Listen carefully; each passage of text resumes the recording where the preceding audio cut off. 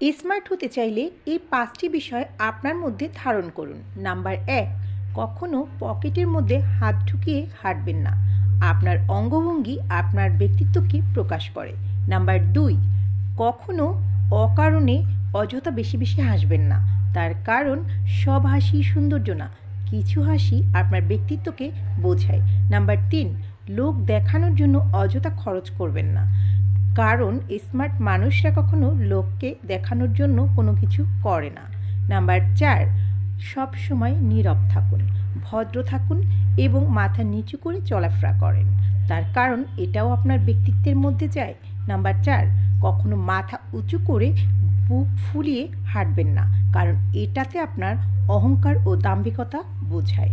সব কিছু মিলেই শান্ত স্বভাবের মানুষ একটা ভয়ঙ্কর রকমের স্মার্ট।